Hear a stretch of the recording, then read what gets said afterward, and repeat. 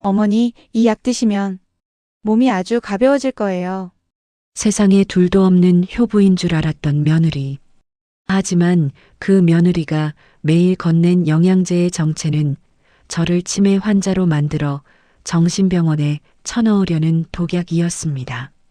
아들까지 속여 재산을 가로채려던 악마 같은 며느리에게 제가 던진 소름 돋는 한방, 지금 시작합니다. 김포, 대포항 근처 새벽 공기를 가르며 떡지는 냄새가 진동하는 시장통. 그곳에서 저 강인숙은 30년 넘게 인숙내 포목점과 떡집을 운영하며 억척스럽게 살아왔습니다. 일찍이 남편을 여의고 하나뿐인 아들 준석이를 남부럽지 않게 키워내는 것이 제 인생의 전부였죠. 고생 끝에 낙이 온다고 했던가요? 남편이 젊은 시절 고생해서 사두었던 변두리 땅이 신도시 개발 구역에 포함되면서 제게는 시가 20억이 훌쩍 넘는 5층짜리 상가 빌딩 하나가 남겨졌습니다. 시장 상인들은 저를 보며 인숙이 인생 역전했네. 이제 손에 물 한 방울 안 묻히고 살겠구먼이라며 부러움 섞인 농담을 던지곤 했습니다. 저 역시 이제야 고생문이 닫히고 평탄한 노년이 펼쳐질 줄로만 알았습니다. 하지만 그 행복은 1년 전 아들 준석이가 데려온 며느리 유진이를 만나면서 서서히 균열이 가기 시작했습니다. 유진이는 처음 만난 날부터 제 손을 꼭 잡으며 눈시울을 붉혔습니다. 어머니, 준석 씨한테 어머니 고생하신 이야기 다 들었어요. 이제 제가 딸처럼, 친구처럼 평생 모실게요. 그 눈빛이 어찌나 맑고 다정하던지 저는 세상에 이런 복이 또 있을까 싶어 며느리를 친딸처럼 아꼈습니다. 결혼 후 유진이는 말 그대로 천사였습니다. 매일 아침 제 방 청소는 물론이고 무릎이 좋지 않은 저를 위해 매주 한 번씩 마사지 예약까지 해두었죠. 시장 상인들도 인숙이네 며느리는 하늘에서 내려온 선녀 같다며 입이 마르도록 칭찬했습니다. 사건의 발단은 약 석 달 전부터였습니다. 유진이는 어머니, 요즘 건망증이 좀 있으신 것 같아 걱정돼요. 이건 미국에서 물 건너온 아주 비싼 두뇌 영양제인데 치매 예방에 최고래요라며 매일 아침 황금색 알약 하나를 건네기 시작했습니다. 처음엔 그저 고마운 마음으로 꿀꺽 삼켰습니다. 그런데 이상한 일이 벌어지기 시작했습니다. 그 약을 먹고 나면 1시간쯤 뒤부터 머릿속에 안개가 낀 것처럼 몽롱해지고 혀가 살짝 꼬이는 기분이 드는 것이었습니다. 시장에 나가서도 단골 손님 얼굴이 기억나지 않아 당황하기 일쑤였고 방금 떡을 찌려고 올려둔 가스불을 잊어버려 솥을 새까맣게 태워 먹는 일도 잦아졌습니다. 어머니, 또 잊으셨어요? 제가 어제 말씀드렸잖아요. 오늘 건물 관리인 온다고요. 유진이는 제가 실수를 할 때마다 다정한 목소리로 타이르듯 말했지만 그 눈빛에는 묘한 차가움이 서려 있었습니다. 저는 자책했습니다. 아, 나도 이제 늙었구나. 벌써 치매가 오나 보다. 아들 준석이에게 제 상태를 말해보려 했지만 며느리는 늘 선수였습니다. 여보, 어머니 요즘 부쩍 깜빡깜빡하셔. 어제는 화장실 가시는 길도 잊으시더라니까. 내가 영양제 잘 챙겨드리고 있으니까 걱정 마. 며느리의 그 말 한마디에 아들은 저를 보며 한숨을 내쉬었고 저는 졸지에 아들의 근심거리가 된 것 같아 입을 닫을 수밖에 없었습니다. 그러던 어느 비 내리는 화요일 밤이었습니다. 낮에 먹은 약 기운 때문인지 일찍 잠들었다가 심한 갈증을 느끼며 새벽 2시경 눈을 떴습니다. 물을 마시러 거실로 나가려는데 주방 쪽에서 낮은 웃음소리와 함께 며느리의 나지막한 통화 소리가 들려왔습니다. 평소에 부드러운 하이톤이 아닌 쇳소리가 섞인 낮고 서늘한 목소리였습니다. 응, 약 기운이 도는지 이제 제법 멍청해졌어. 자기 이름도 가끔 헷갈려 한다니까? 건물 서류는 이미 내 손안에 있어. 다음 주에 공증인 만나서 지장만 찍게 하면 끝이야. 노인네가 치매 판정까지 받으면 아들놈도 꼼짝 못할걸. 그러고 나서 요양원에 쳐넣어버리면 우린 태국에서 평생 놀고 먹는 거야. 그 순간 제 심장이 멎는 것 같았습니다. 손이 덜덜 떨려 문고리를 잡을 수도 없었습니다.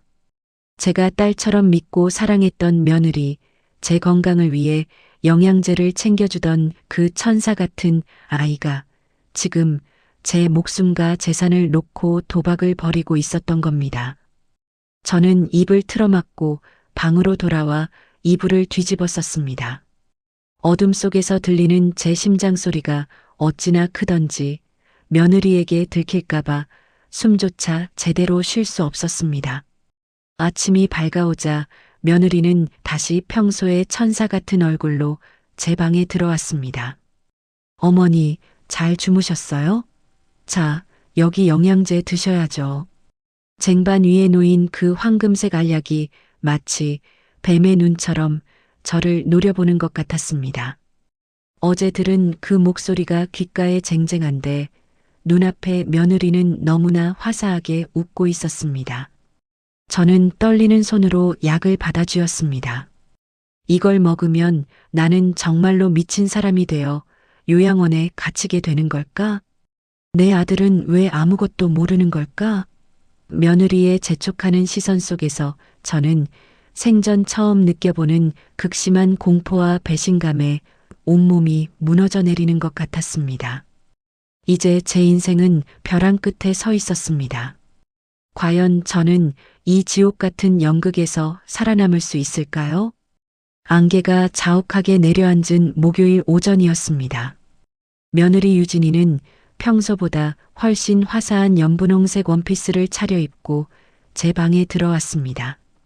그의 손에는 정성스럽게 깎은 사과 접시가 들려 있었죠. 어머니, 오늘 날씨가 참 묘하네요. 이런 날엔 드라이브가 최고예요. 가시는 길에 시청 근처 세무서에 잠깐만 들러요. 증여세 감면 혜택 기간이 오늘까지라는데 서류에 성함만 적으시면 돼요. 그래야 우리 준석 씨 어깨가 좀 가벼워지지 않겠어요? 며느리는 제 무릎을 다독이며 세상에서 가장 지극한 효부의 미소를 지어 보였습니다. 저는 입가에 침을 살짝 흘리며 멍한 눈으로 고개를 끄덕였습니다. 그래, 우리 효부 말이 맞지. 준석이 힘들면 안 되지. 가자가. 속으로는 피눈물이 났습니다. 세무서가 아니라 저를 도살장으로 끌고 가려는 저 가증스러운 연기를 언제까지 지켜봐야 할지 가슴이 답답했습니다. 하지만 저는 약을 끊은 뒤 맑아진 정신을 필사적으로 숨겼습니다.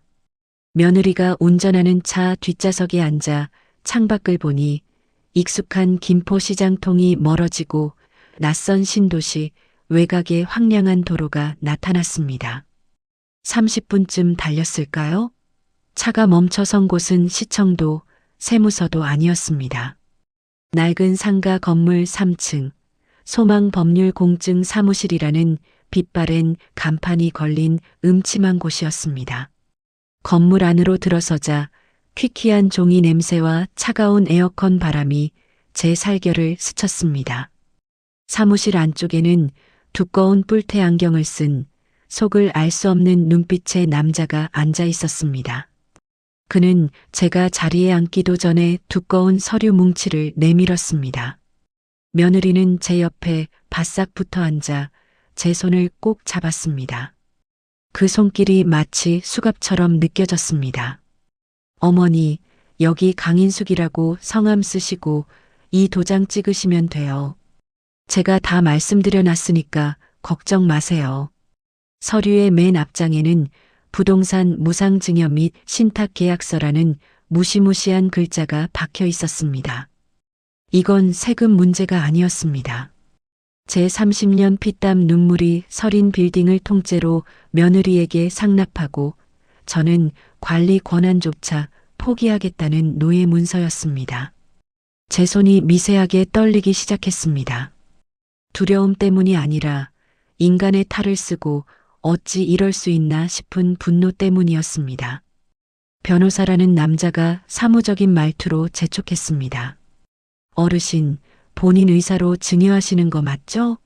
여기 지장 찍으세요. 뒤에 손님들이 밀려 있습니다. 며느리는 제 손가락에 강제로 인주를 묻히려고 제 팔을 꽉 눌렀습니다.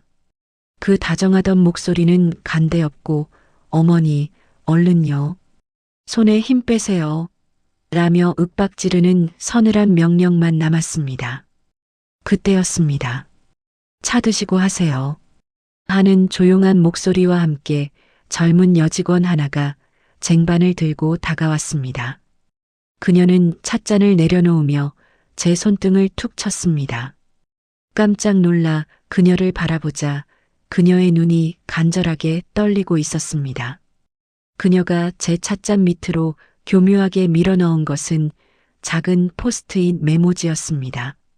며느리가 변호사와 귓속말로 준비한 요양원 서류에 대해 속삭이는 찰나 저는 찻잔을 드는 척하며 그 쪽지를 확인했습니다. 할머니, 절대 찍지 마세요. 이 사람들 진짜 변호사 아니에요. 사기꾼들이에요. 아드님은 연락이 안 돼요. 지금 당장 화장실 간다고 하고 도망치세요. 뒷문 열어놨어요. 심장이 입 밖으로 튀어나올 것 같았습니다. 이 사무실 자체가 며느리가 돈을 주고 매수한 가짜 무대였던 겁니다. 저 변호사도 이 공증 사무실도 모두 연극이었습니다. 저는 갑자기 배를 움켜쥐며 신음소리를 냈습니다. 아이고, 애미야. 배가 너무 뒤틀린다. 나 화장실 좀 다녀와야겠다. 며느리의 미간이 흉측하게 일그러졌습니다. 어머니, 도장만 찍고 가세요. 거의 다 됐는데 왜 이러세요? 저는 며느리의 손을 거칠게 뿌리치며 더 크게 비명을 질렀습니다. 아이고 나 죽네. 바지에 실수하겠다. 나 좀 놔라, 이년아. 평소 치매 노인 취급하던 제가 갑자기 기운을 쓰자 며느리가 당황한 틈을 타 저는 화장실 표지판을 향해 비틀거리며 뛰었습니다. 화장실 문을 쾅 닫는 소리를 내고는 곧장 쪽지에 적힌 구석의 비상구 뒷문으로 달려나갔습니다. 평생 시장 바닥에서 쌀가마니를 나르며 다져진 제 다리 근육이 70평생 중 가장 빠른 속도로 요동쳤습니다. 계단을 단숨에 뛰어내려가 건물 뒤편 골목으로 나가는 순간 뒤에서 이 노인네가 어디 갔어? 어머니, 강인숙 씨 하는 며느리의 악에 바친 고함이 들려왔습니다. 빗방울이 하나둘 떨어지기 시작한 거리는 차갑고 냉정했습니다. 저는 신발 한 짝이 벗겨진 것도 모른 채 맨발로 아스팔트를 질주했습니다. 발바닥에 유리 조각이 박히고 돌멩이에 찢겨 피가 배어 나왔지만 아픈 줄도 몰랐습니다. 지금 잡히면 죽는다는 본능적인 공포가 저를 채찍질했습니다. 큰 길로 나가 지나가는 택시를 향해 미친 듯이 손을 흔들었습니다. 하지만 비에 젖고 신발도 없이 넋이 나간 노인을 태워주는 차는 없었습니다. 그때였습니다. 저 멀리서 며느리의 하얀 승용차의 타이어가 비명을 지르며 골목을 빠져나와 저를 추격해 오기 시작했습니다. 저는 골목 깊숙한 쓰레기 더미 사이로 몸을 던졌습니다. 숨을 죽이고 휴대폰을 꺼내 아들 준석이에게 전화를 걸었습니다. 준석아 살려다오. 유진이가 나를 죽이려 한다. 그 애가 나를 가짜 사무실로 끌고 갔어. 제 목소리는 절규에 가까웠습니다. 하지만 수화기 너머로 들려온 아들의 목소리는 얼음장보다 차가웠습니다. 엄마, 제발 그만 좀 하세요. 유진이가 지금 엄마 치매 발작 와서 사라졌다고 울면서 전화 왔단 말이에요. 회사 사람들 다 보는데 왜 자꾸 미친 사람처럼 굴어요? 경찰에 신고하기 전에 제발 집에 들어가 계세요. 아들은 이미 며느리가 짜놓은 정교한 덫에 완전히 걸려 있었습니다. 며느리는 지난 몇 달간 저를 치매 환자로 만들기 위해 치밀하게 밑 작업을 해왔고, 아들은 제 진실보다 며느리의 거짓 눈물을 더 신뢰했습니다. 세상에서 유일하게 제 편이어야 할 자식이 저를 미친 노인으로 확정 짓는 순간, 제 심장은 천갈래 만갈래로 찢어지는 것 같았습니다. 비는 이제 장대비가 되어 쏟아졌고, 며느리의 구두 굽소리가 쓰레기 더미 근처까지 다가왔습니다. 어머니 거기 계신 거 다 알아요. 비 맞으면 폐렴 걸려요. 어서 나와서 저랑 집에 가요. 우리 어머니 또 헛것 보시는구나. 다정하기 짝이 없는 그 목소리가 골목 안을 메아리칠 때마다 제 살가죽은 오그라들었습니다. 며느리는 제 코앞까지 다가와 우산을 기울였습니다. 빗물에 젖어 엉망이 된 제 몰골을 내려다보며 그녀는 입꼬리를 비스듬히 올리고 속삭였습니다. 어머니, 곱게 도장 찍었으면 이런 고생 안 하잖아요. 이제 정말 미친 노인 대접받고 싶으세요? 저는 절망 속에서 하늘을 보았습니다. 30년 포목점 인생, 억척스럽게 살며 자식 하나 잘 키워보겠다고 아등바등했던 세월이 주마등처럼 스쳐 지나갔습니다. 그래, 여기서 죽을 순 없다. 내 자식 눈을 가린 저 악마 같은 년의 목덜미를 물어뜯기 전까지는 절대로 못 죽는다. 저는 주먹을 꽉 쥐었습니다. 피가 흐르는 맨발을 끌며 저는 다시 일어섰습니다. 며느리의 비웃음 섞인 시선 너머로 저는 새로운 전쟁을 준비하고 있었습니다. 이건 단순한 재산 싸움이 아니라 한 인간으로서의 존엄과 진실을 찾기 위한 처절한 사투의 시작이었습니다. 빗물에 젖은 몸을 이끌고 며느리의 추격에서 간신히 벗어나 몸을 숨긴 곳은 제가 30년 넘게 청춘을 바쳤던 김포시장 귀퉁이의 낡은 창고였습니다. 온몸은 오들오들 떨리고 맨발에선 진물이 흘렀지만 몸의 고통보다 더 아픈 건 아들 준석이의 차가운 목소리였습니다. 엄마, 제발 그만 좀 하세요. 그 한마디가 심장에 박힌 비수처럼 저를 도려냈습니다. 저는 믿고 싶었습니다. 그저 며느리의 이간질에 잠시 속은 것이라고, 내 자식만큼은 내 진심을 알아줄 것이라고 말입니다. 날이 밝자마자 저는 마지막 희망을 걸고 아들이 근무하는 회사 앞으로 향했습니다. 엉망이 된 머리를 대강 손질하고 시장 상인에게 빌린 낡은 슬리퍼를 신은 채 저는 아들이 나오기만을 기다렸습니다. 점심시간이 되자 멀끔한 양복 차림의 아들이 동료들과 웃으며 건물 밖으로 걸어 나왔습니다. 저는 반가운 마음에 달려가 아들의 팔을 붙잡았습니다. 준석아, 엄마 여기 있다. 어제는 내가 정말 죽을 뻔했어. 유진이가 나를. 제 말이 채 끝나기도 전에 아들의 얼굴은 수치심과 분노로 일그러졌습니다. 아들은 제 손을 거칠게 뿌리쳤습니다. 주변 동료들의 시선이 느껴지자 아들은 낮게 음조리듯 화를 냈습니다. 엄마, 정말 왜 이러세요? 유진이가 어제 엄마 찾으러 다니느라 밤을 꼬박 새웠어요. 그런데 이 꼴을 하고 회사까지 찾아오면 제 체면은 뭐가 됩니까? 저는 억울함에 목이 메어 소리를 질렀습니다. 아니야. 그 애가 나를 가짜 사무실로 데려갔단 말이다. 약에 이상한 걸 타서 나를 미치게 만들려고. 그 순간 아들이 제 말을 가로막았습니다. 그 약 유진이가 어머니 건강 생각해서 비싼 돈 주고 산 거예요. 제가 성분표까지 확인했다고요.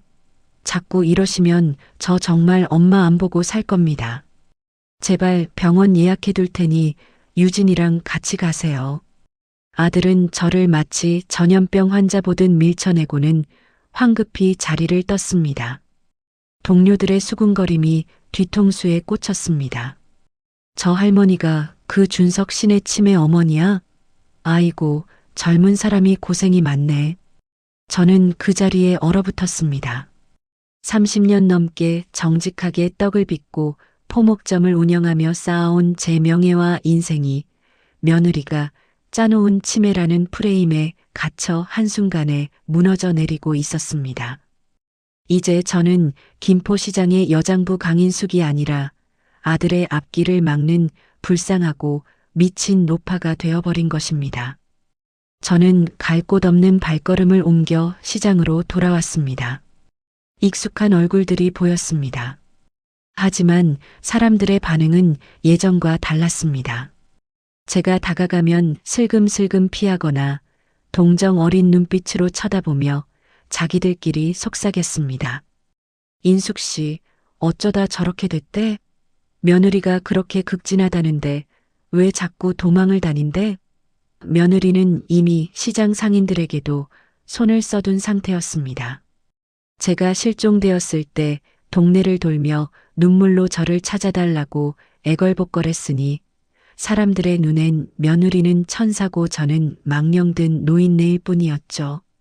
세상 전체가 거대한 유리벽이 되어 저를 가두고 있는 기분이었습니다. 제가 무슨 말을 해도 사람들은 치매니까라며 웃어넘겼고 제가 화를 내면 병이 심해졌네라며 혀를 찼습니다.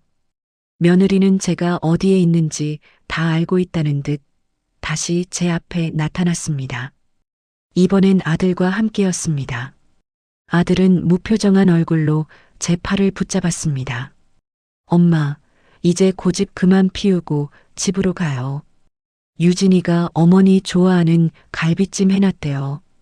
며느리는 아들 뒤에서 저만 볼 수 있는 차가운 미소를 지으며 입모양으로 속삭였습니다. 어머니, 포기하세요. 아무도 안 믿어요. 저는 사지가 묶인 채 도살장으로 끌려가는 짐승처럼 다시 그 지옥 같은 집으로 실려 들어갔습니다. 집안 곳곳에는 CCTV가 설치되어 있었고 제 방 문고리는 밖에서 잠글 수 있는 구조로 바뀌어 있었습니다. 며느리는 아들이 출근하자마자 본색을 드러냈습니다. 어머니, 이제 도망칠 생각 마세요. 아침에 출근하면서 어머니 상태 더 안 좋아지면 바로 정신병원 입원시키겠다고 했어요. 제 말 한마디면 어머니는 평생 쇠창살 안에서 살게 될 거예요. 며느리는 제 얼굴에 차가운 물을 끼얹으며 깔깔거리고 웃었습니다. 방 안에 갇힌 채 창밖의 어둠을 보며 저는 생각했습니다. 죽어야 하나? 내가 죽어야 이 비극이 끝날까? 하지만 그때 제 가슴 깊은 곳에서 뜨거운 불덩이가 치밀어 올랐습니다. 아니, 못 죽는다. 내가 왜 죽어? 평생을 일궈온 내 인생인데 저 가증스러운 년 좋은 일 시켜주려고 내가 왜 죽어? 저는 무릎을 꿇고 기도했습니다. 제발 저 악마를 단죄할 수 있는 기회를 달라고, 제 아들의 눈을 뜨게 해달라고 말입니다. 그때였습니다. 창문 밖에서 누군가 돌멩이를 던져 신호를 보냈습니다. 조심스럽게 창문을 열어보니 시장 시절 제 포목점의 단골이자 은퇴한 경찰이었던 박영감이 서 있었습니다. 그는 제 몰골을 보더니 굵은 목소리로 말했습니다. 인숙 씨, 나 박 형사요. 시장 사람들 말은 안 믿어도 나는 당신 눈빛 보면 알아요. 당신 치매 아니지? 저 며느리라는 여자, 내가 보기엔 냄새가 나요. 그 순간 캄캄한 어둠 속에서 한 줄기 빛이 내려오는 것 같았습니다.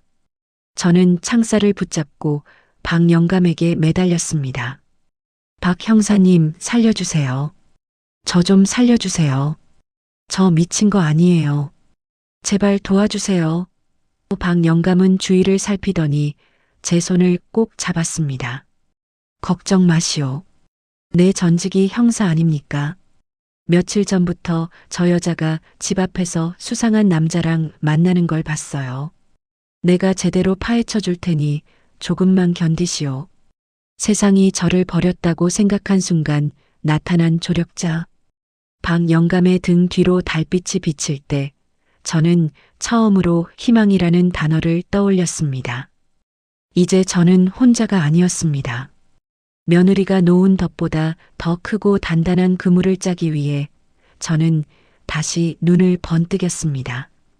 며느리는 제가 방 안에서 울고만 있을 줄 알겠지만 저는 이제 반격을 준비하는 호랑이가 되어가고 있었습니다. 유진아, 내가 나를 미친 노파로 만들었지? 이제 내가 보여주마. 진짜 미친 사람이 어떻게 복수하는지. 박영감님이 창밖 어둠 속에서 건네준 그 투박한 손길은 벼랑 끝에 매달려 있던 제게 내려온 유일한 구원줄이었습니다. 그는 제가 시장에서 포목점을 할 때부터 까다로운 안목으로 옷감을 고르던 단골이었지만 전직 형사 특유의 매서운 눈썰미를 가진 분이었죠. 박영감님은 제 손을 잡고 낮게 은조렸습니다. 인숙 씨, 내 눈은 못 속여요. 치매 걸린 사람 눈이 이렇게 서슬퍼럴 리가 없거든. 내가 며칠 동안 당신 집 주변을 지켜봤는데 저 며느리라는 여자 보통 내기가 아니에요. 밤마다 웬 사내놈하고 몰래 만나서 뭔가를 주고받더군. 저는 눈물을 삼키며 박영감님에게 그간의 일들을 쏟아냈습니다. 며느리가 먹이던 의문의 영양제, 가짜 공증 사무실의 덫, 그리고 믿었던 아들 준석이의 차가운 배신까지. 제 이야기를 듣던 박영감님의 미간이 깊게 패였습니다. 그는 품 안에서 작은 녹음기 하나를 꺼내 제게 건네며 속삭였습니다. 이게 당신의 귀가 되고 입이 될 겁니다. 내가 저 여자의 뒷조사를 시작할 테니 당신은 집안에서 철저하게 미친 척을 하세요. 며느리가 당신을 완벽하게 통제하고 있다고 믿게 만들어야 합니다. 그래야 놈들이 방심하고 꼬리를 드러낼 테니까요. 그날 이후 저는 다시 거대한 연극을 시작했습니다. 며느리가 방에 들어오면 일부러 옷을 거꾸로 입고 앉아 있거나 벽을 알아들을 수 없는 중얼거림을 내뱉었습니다. 유진이는 그런 저를 보며 구역질 난다는 듯 비웃었습니다. 아유, 노인네. 이제 정말 갈 때가 됐네. 벽이랑 대화를 다 하고. 걱정 마세요. 곧 아주 조용하고 공기 좋은 곳으로 보내드릴 테니까. 그녀는 제 앞에서 대놓고 아들에게 전화를 걸어 가짜 눈물을 흘렸습니다. 준석 씨, 어머님 증세가 너무 심해졌어요. 방금은 저보고 누구냐고 소리를 지르시는데 저 너무 무서워요. 이제 정말 입원 준비를 해야 할 것 같아요. 수화기 너머로 들려오는 아들의 한숨소리는 제 가슴을 도려냈지만 저는 눈을 감고 참아냈습니다. 사흘 뒤 박영감님이 다시 창가로 찾아왔습니다. 그의 손에는 서류 봉투 하나가 들려 있었죠. 봉투를 열어본 저는 경악을 금치 못했습니다. 서류 속 사진 속에는 며느리 유진이가 전혀 다른 이름으로 전혀 다른 노인 곁에 서 있었습니다. 유진이가 아니에요. 본명은 김철이. 이미 부산과 대구에서 돈 많은 홀몸 어르신들의 양딸이나 며느리로 위장 취업해서 재산을 가로채고 노인들을 약물 중독으로 죽게 만든 전과가 있는 전문 사기꾼입니다. 저번 공증 사무실에서 본 놈은 변호사가 아니라 그년의 내연남이자 공범인 전과자고요. 사진 속 노인들의 비참한 말로를 보며 저는 온몸에 소름이 돋았습니다. 며느리는 단순한 욕심쟁이가 아니라 사람의 목숨을 벌레처럼 여기는 연쇄살인마나 다름없었습니다. 박영감님은 제게 작은 초소형 카메라 3대를 건넸습니다. 이걸 집안 사각지대에 설치하세요. 그리고 아드님이 집에 오는 시간에 맞춰 며느리가 본색을 드러내도록 유도해야 합니다. 아드님 눈으로 직접 보게 하는 것 말고는 방법이 없어요. 저는 떨리는 손으로 카메라를 받아들었습니다. 하나는 거실 식탁 밑에, 하나는 안방 화장대 뒤에, 그리고 마지막 제 방 문틈에 숨겼습니다. 며느리는 제가 하루 종일 멍하니 앉아 있는 줄로만 알았기에 제가 그런 치밀한 짓을 하리라고는 꿈에도 생각지 못했을 겁니다. 저는 그날 밤 며느리가 준 약을 삼키는 척하며 거울 속에 저 자신을 보았습니다. 초점 없는 눈동자 뒤로 복수의 불꽃이 타오르고 있었습니다. 유진아, 아니 김철이. 내가 죽인 그 불쌍한 노인네들의 원한까지 내가 다 갚아주마. 내 아들의 눈을 가린 대가가 얼마나 처참한지 뼈저리게 느끼게 해주마. 다음 날 며느리는 드디어 최종 단계에 착수했습니다. 그녀는 집으로 그 가짜 변호사를 불러들였습니다. 거실에서는 두 사람의 은밀한 대화가 오갔습니다. 내일 아침에 바로 요양원에서 차오기로 했어. 아들놈한테는 어머님이 갑자기 발작해서 응급으로 보냈다고 하면 돼. 서류 도장은 오늘 밤에 확실히 찍어둬. 이제 이 20억 빌딩은 우리 거야.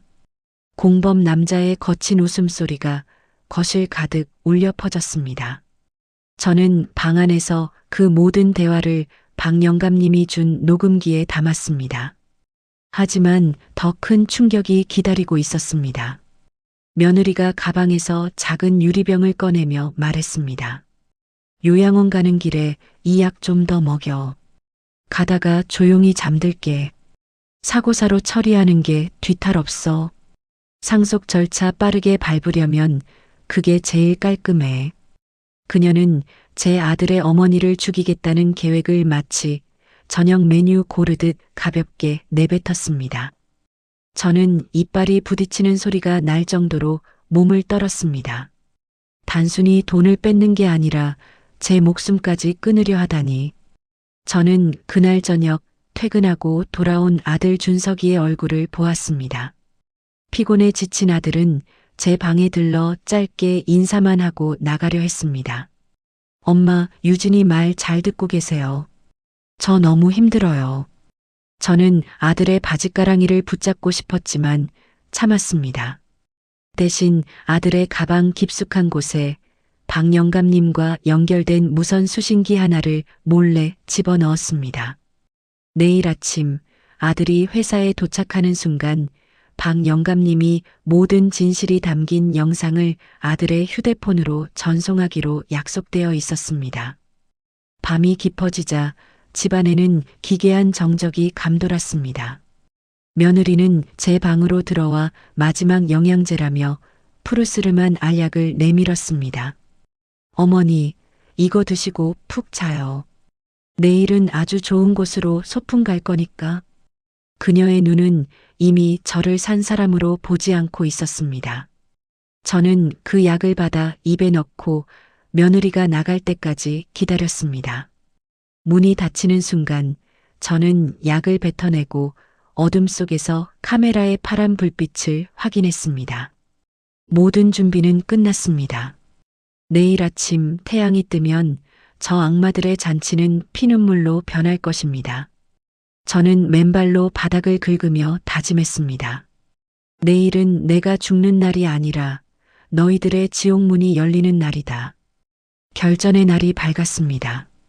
창밖은 새벽부터 낮게 깔린 안개 때문에 한 치 앞도 보이지 않았고 집안은 숨막히는 정적만이 감돌았습니다. 저는 밤새 단 한숨도 자지 못한 채 방구석 어둠 속에 몸을 웅크리고 앉아 있었습니다.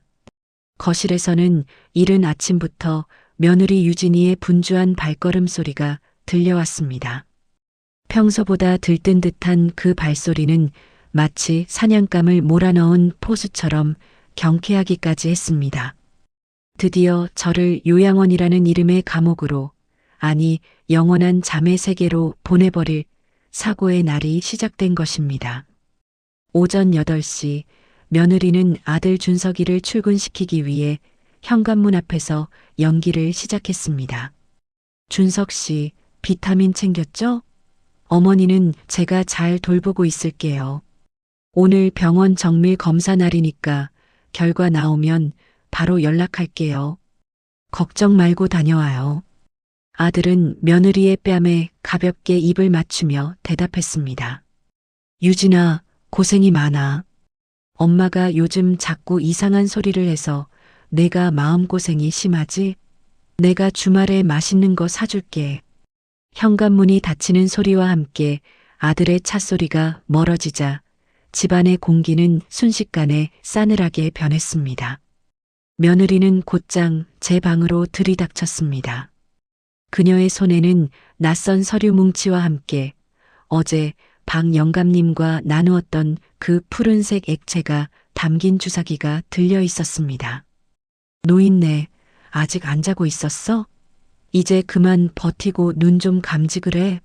오늘 당신이 갈 곳은 요양원이 아니라 저 세상이야. 사고사로 죽어줘야 내가 상속받기가 편하거든. 유진이는 제 머리채를 잡아 올리며 강제로 주사기를 제 팔에 꽂으려 했습니다. 그녀의 눈에는 광기가 서려 있었고 입가에는 비릿한 웃음이 걸려 있었습니다. 저는 그 순간 지난 몇 달간 유지해온 치매 환자의 멍청한 표정을 지워냈습니다. 그리고 그녀의 손목을 낚아채며 서슬 퍼런 눈으로 며느리를 쏘아보았습니다. 30년 넘게 무거운 쌀가마니와 포목 뭉치를 나르며 다져진 제 소나기 힘은 며느리가 생각했던 연약한 노인의 것이 아니었습니다. 이게 뭐야? 너 정신이 돌아온 거야? 당황한 며느리가 주사기를 떨어뜨리며 뒤로 물러났습니다. 저는 천천히 자리에서 일어나 옷매무새를 가다듬었습니다. 유진아, 아니 김철이라고 불러줘야 하나? 내가 죽인 그 불쌍한 노인네들이 저승에서 너를 기다리고 있더구나.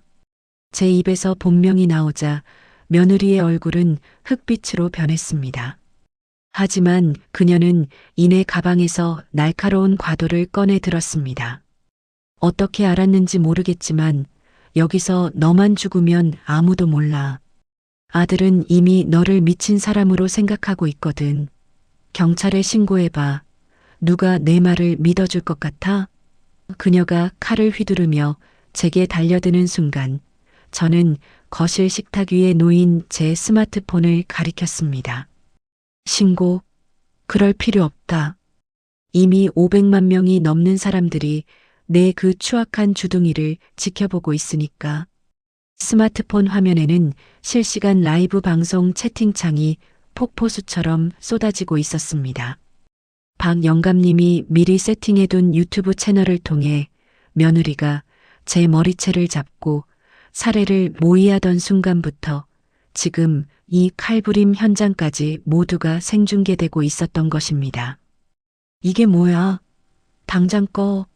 당장 끄라고. 며느리는 비명을 지르며 휴대폰을 뺏으려 했지만 저는 이미 박 영감님과 약속한 신호를 보낸 뒤였습니다. 그때였습니다. 집안의 모든 스피커에서 거대한 목소리가 울려 퍼졌습니다. 그것은 다름 아닌 제 아들 준석이의 목소리였습니다. 엄마 미안해요. 내가 미쳤었어. 유진아, 너 지금 뭐 하는 짓이야? 아들은 회사로 가는 길에 박 영감님이 보낸 링크를 통해 이 모든 광경을 실시간으로 목격하고 있었던 겁니다. 아들의 절규 섞인 목소리가 집안 가득 울려 퍼지자 며느리는 얼어붙은 듯 제자리에 멈춰 섰습니다. 그녀의 손에 들린 칼이 바닥으로 힘없이 떨어졌습니다. 유진아, 넌 끝났어. 내 아들의 눈을 가리고 내 인생을 도둑질한 대가가 얼마나 무거운지 이제 똑똑히 보여주마. 저는 당당하게 거실 한가운데로 걸어나갔습니다. 며느리는 바닥에 주저앉아 머리를 쥐어뜯으며 괴성을 질렀습니다. 아니야, 이건 꿈이야. 내가 어떻게 여기까지 왔는데. 그 빌딩만 있으면 내 인생도 필 수 있었단 말이야. 탐욕의 눈먼 악마의 발악은 처량하기까지 했습니다. 잠시 후 밖에서 요란한 사이렌 소리가 들려왔습니다. 요양원 차가 아니라 박 영감님이 미리 신고해둔 경찰차들이 집 주변을 포위한 것입니다. 현관문이 부서질 듯 열리며 경찰들이 들이닥쳤고 그 뒤를 따라 얼굴이 눈물범벅이 된 아들 준석이가 달려들어왔습니다. 아들은 제 발치에 무릎을 꿇고 통곡했습니다. 엄마, 내가 잘못했어요. 내가 저 악마한테 속아서 내 어머니를. 제발 저를 죽여주세요. 저는 울고 있는 아들의 머리를 쓰다듬지 않았습니다. 대신 차가운 눈으로 경찰에게 연행되는 며느리를 바라보았습니다. 수갑이 채워지는 순간에도 며느리는 저를 향해 저주를 퍼부었습니다. 노인네야, 내가 얼마나 더 살 것 같아? 내가 나와서 반드시 너를 죽여버릴 거야. 하지만 저는 눈 하나 깜짝하지 않았습니다. 그래, 감옥에서 평생 나오지 마라. 내가 죽인 사람들의 영혼이 널 평생 따라다닐 테니. 경찰차의 붉은 등빛이 거실을 비출 때 저는 비로소 가슴을 짓누르던 돌덩이가 내려가는 기분을 느꼈습니다. 며느리가 나간 빈집은 고요했습니다. 아들은 여전히 바닥에 엎드려 용서를 빌고 있었고 채팅창에는 저를 응원하는 수천 개의 글자가 빛나고 있었습니다. 저는 창문을 활짝 열었습니다. 안개가 걷히고 눈부신 아침 햇살이 방 안으로 쏟아져 들어왔습니다. 30년 시장 바닥에서 억척스럽게 살아온 강인숙의 진짜 반격은 이제부터 시작이었습니다. 돈보다 귀한 진실을 지켜낸 승리, 그리고 내 자식의 눈을 뜨게 만든 어머니의 처절한 사투가 끝나는 순간이었습니다. 경찰차의 사이렌 소리가 멀어지고 집안에 남은 것은 깨진 찻잔 파편과 아들의 처절한 울음소리뿐이었습니다. 며느리 유진, 아니 전문 사기범 김철이가 수갑을 찬 채 끌려가면서도 내뱉었던 저주는 아직도 귓가에 쟁쟁했습니다.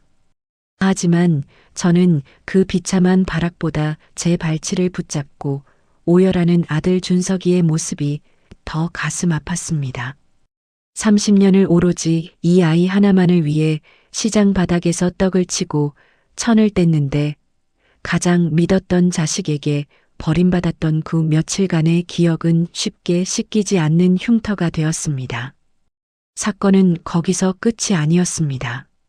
경찰 조사 결과 며느리의 배후에는 더 거대한 조직이 있었습니다. 공증 사무실에서 변호사 행세를 했던 남자는 그녀의 내연남이자 위조 서류 전문가였고 그들은 이미 제 빌딩을 담보로 사채 시장에서 수억 원을 끌어다 쓴 상태였습니다. 박 영감님의 도움으로 저는 법정의 증인으로 섰습니다. 며느리는 법정에서도 뻔뻔하게 연기를 이어갔습니다. 판사님, 저는 정말 어머니를 사랑했습니다. 어머니가 치매 증상 때문에 망상을 하시는 거예요. 제가 먹인 건 정말 영양제였습니다. 그녀는 눈물까지 흘리며 배심원들의 마음을 흔들려 했습니다. 하지만 그 순간 법정의 대형 화면에 제가 박 영감님과 함께 준비한 결정적인 증거가 상영되었습니다. 그것은 라이브 방송 원본뿐만 아니라 박 영감님이 잠입수사를 통해 확보한 며느리와 내연남의 밀당 통화 녹취록이었습니다. 그 노인네, 오늘 내일 하니까 빨리 도장 찍게 해. 요양원 보내면 약 용량 늘려서 조용히 보내버리면 돼. 빌딩 팔면 우리 몰디브 가서 살자. 법정 안은 순식간에 술렁였고 판사의 얼굴은 싸늘하게 식어갔습니다. 자신의 목소리가 울려 퍼지자 며느리는 비로소 얼굴이 하얗게 질려 바닥에 주저앉았습니다. 재판이 진행되는 동안 아들 준석이는 매일같이 제 집 앞에 찾아와 무릎을 꿇었습니다. 엄마, 제가 죽을 죄를 지었습니다. 어떻게 제 눈이 그렇게 멀었을까요? 엄마가 그렇게 힘들다고 하셨는데 제가 엄마를 미친 사람 취급했어요. 아들은 직장도 휴직한 채 폐인처럼 지내며 제 용서를 빌었습니다. 하지만 제 마음은 얼음장처럼 차가웠습니다. 준석아, 부모 자식 간의 천류는 내가 며느리 편을 들며 내 입을 막으려 했던 그날 이미 끊어졌다. 내가 속은 건 어쩔 수 없다지만 내 엄마가 살려달라고 외칠 때 너는 나를 정신병원에 보낼 생각만 하지 않았느냐? 저는 아들을 집안으로 들이지 않았습니다. 사랑하기 때문에 용서하는 것이 아니라 진정한 뉘우침이 무엇인지 가르쳐야 했기 때문입니다. 결국 며느리와 그 일당은 살인 예비 및 사기, 향정신성의약품관리법 위반 등으로 징역 15년이라는 중형을 선고받았습니다. 법정을 나오는 길에 저는 며느리와 눈이 마주쳤습니다. 그녀의 눈엔 여전히 도끼가 서려 있었지만 저는 담담하게 말했습니다. 철이야, 너는 내 빌딩을 뺏으려 했지만 결국 내 인생 전체를 잃었구나. 감옥에서 내가 망가뜨린 수많은 노인의 얼굴을 기억하며 평생 속죄해라. 빌딩의 명의를 되찾고 모든 법적 절차가 마무리되었을 때 제 손에는 다시 20억 상당의 재산이 돌아왔습니다. 하지만 예전처럼 기쁘지 않았습니다. 이 돈 때문에 자식과 원수가 되고 죽음의 문턱까지 다녀왔다는 사실이 저를 허탈하게 만들었습니다. 시장 상인들은 다시 저를 찾아와 아는 척을 하며 인숙 씨 역시 대단해.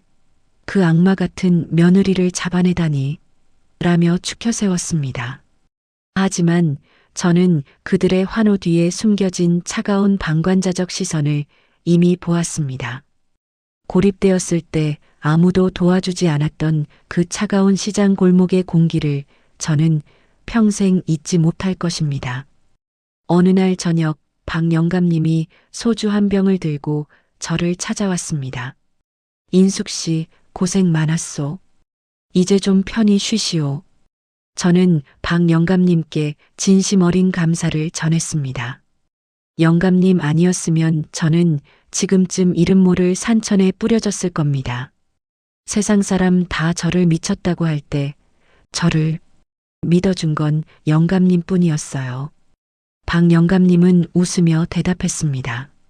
사람은 속여도 세월은 못 속이는 법이지요. 당신이 시장에서 30년을 어떻게 살았는지 내가 다 아는데 어떻게 안 믿겠소? 그날 밤 저는 아들을 방으로 불렀습니다. 아들은 헬쑥해진 얼굴로 제 발등에 눈물을 쏟았습니다. 저는 아들에게 서류 봉투 하나를 내밀었습니다. 이건 내 빌딩을 처분해서 만든 기금 명세서다. 나는 이 건물을 사회에 환원하기로 했다. 너에게는 한 푼도 물려주지 않을 거야. 너는 내 힘으로 다시 시작해라. 내가 엄마를 버렸던 그 마음을 평생 기억하며 돈보다 귀한 것이 무엇인지 배우며 살아라. 아들은 떨리는 손으로 서류를 받으며 고개를 숙였습니다. 그것은 제 마지막 교육이자 아들을 진정한 인간으로 다시 세우는 어머니의 매질이었습니다. 창밖으로 달빛이 비치는 조용한 밤, 저는 혼자 거실에 앉아 차를 마셨습니다. 며느리가 주던 그 독약 같은 영양제 대신 향긋한 국화차 향기가 온 집안을 채웠습니다. 비록 몸은 예전 같지 않고 마음에는 깊은 상처가 남았지만 저는 이제야 진정으로 자유로워졌음을 느꼈습니다. 누군가의 어머니로만 사는 것이 아니라 내 인생의 주인으로 당당히 서게 된 것입니다. 70평생 중 가장 길고 험난했던 겨울이 지나가고 제 인생의 마지막 봄이 창문을 두드리고 있었습니다.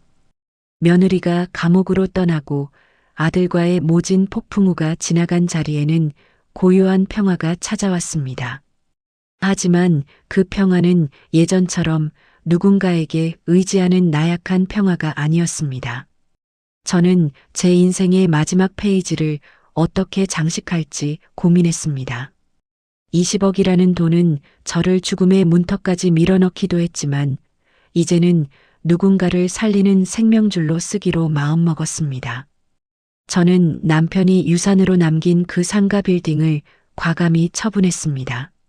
평생의 한이 서린 건물을 팔아치우던 날 서류에 도장을 찍는 제 손은 더 이상 떨리지 않았습니다. 빌딩을 판 돈으로 제가 가장 먼저 한 일은 강인숙 시니어 인권재단을 설립하는 것이었습니다.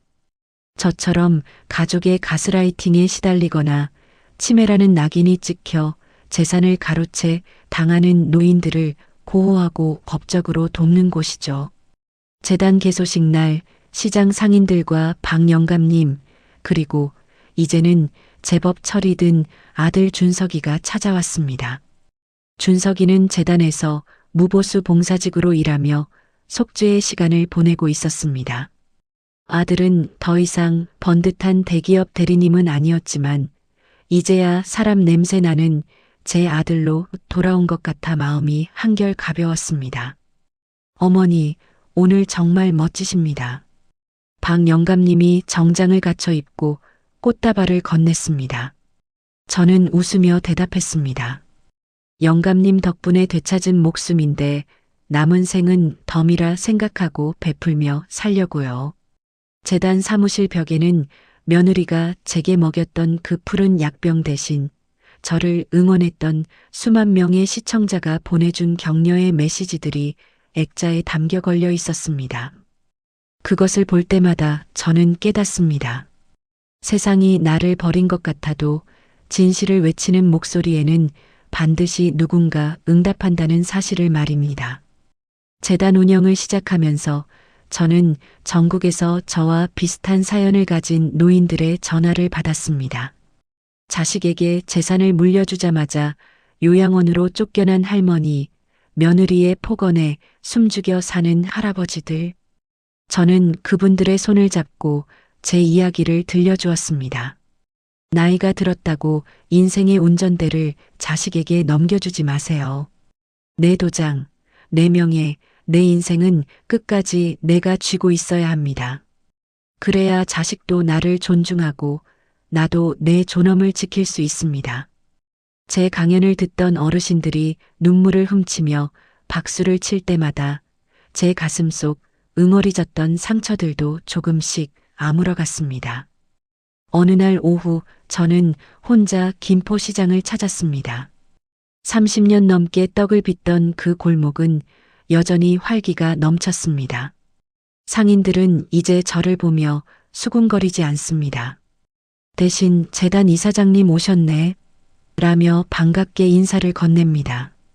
저는 예전처럼 억척스럽게 장사를 하지는 않지만 시장통 벤치에 앉아 사람 구경하는 재미로 하루를 보냅니다.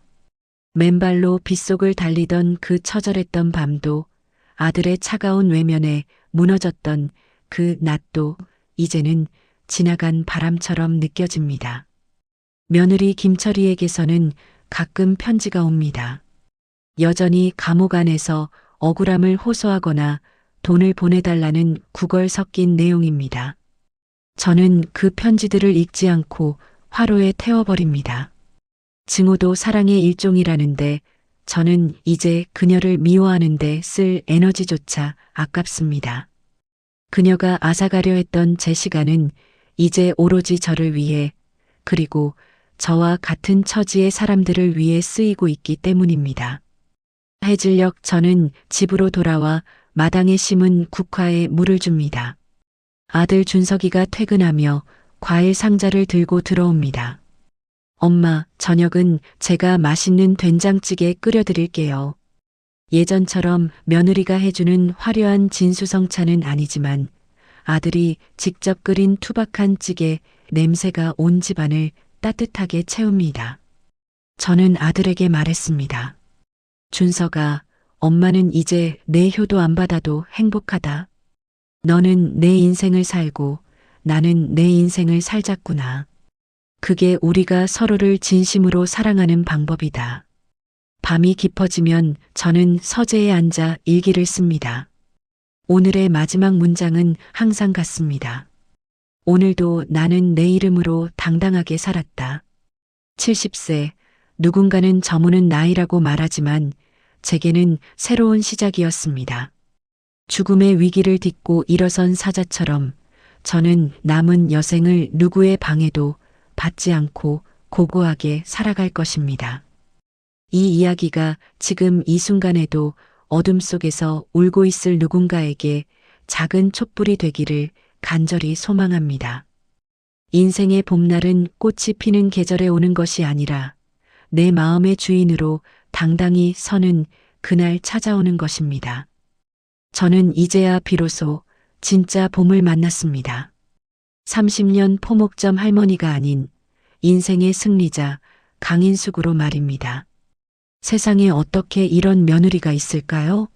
제 일도 아닌데 대본을 쓰면서도 손이 떨렸습니다. 이런 악한 사람들은 법의 심판을 반드시 받아야겠죠?